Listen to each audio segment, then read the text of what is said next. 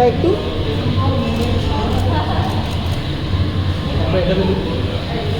Madam.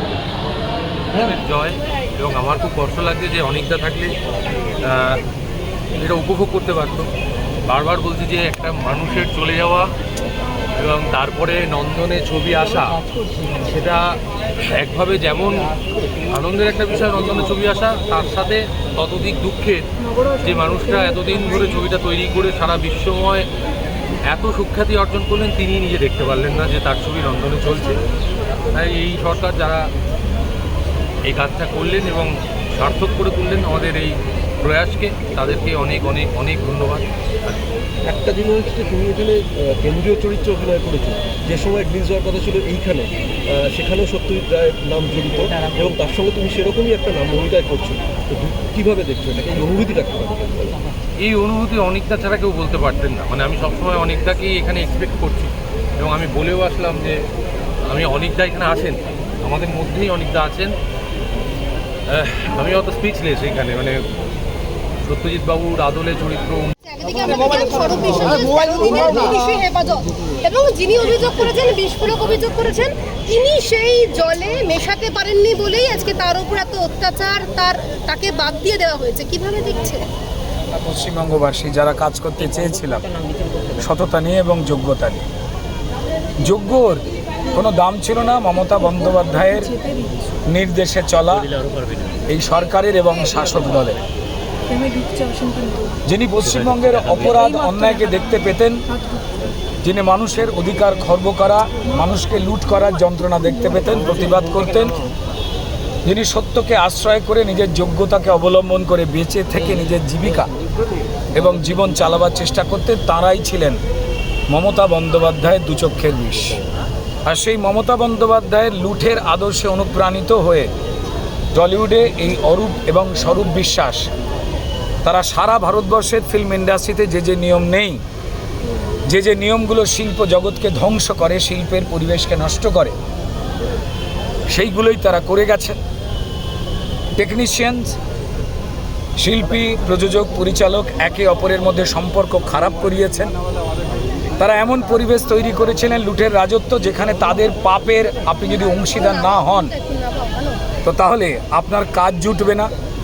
আর যদি আপনি আপনার নিজের পেট ও পরিবার বাঁচাতে চান, অরূপ স্বরূপ বিশ্বাসদের অন্যায়ের পার্টনার হন। এই সিলেবাস তারা তৈরি করেছে, যা মানবাধিকার বলুন, নাগরিক অধিকার বলুন, যার পক্ষে ভয়াবহ, গণতন্ত্রের পক্ষে ভয়াবহ।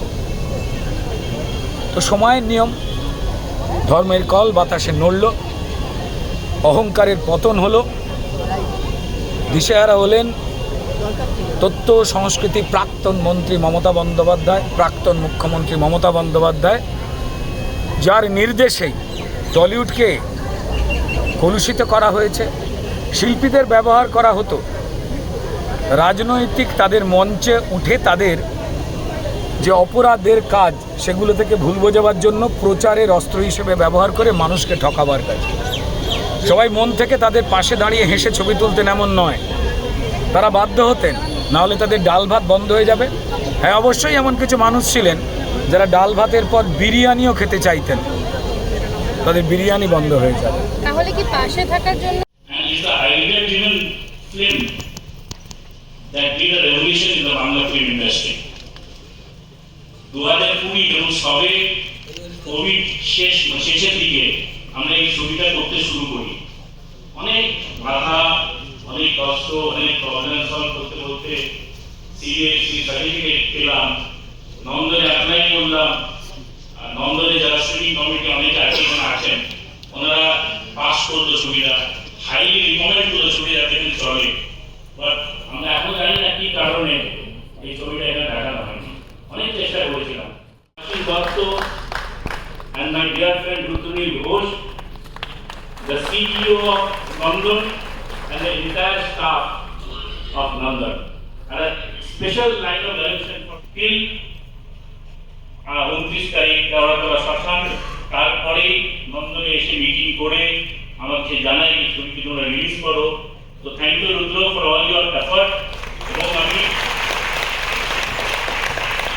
একটাই অনুরোধ এই সরকারের কাছে রাখবো যে আগামী দিনে নন্দনে যেন কোনো ছবি তার মেরিট ওয়াইজ যেন তাকে দেওয়া হয়, নট অন্য কোনো না দেখে যে ছবির মেরিট আছে।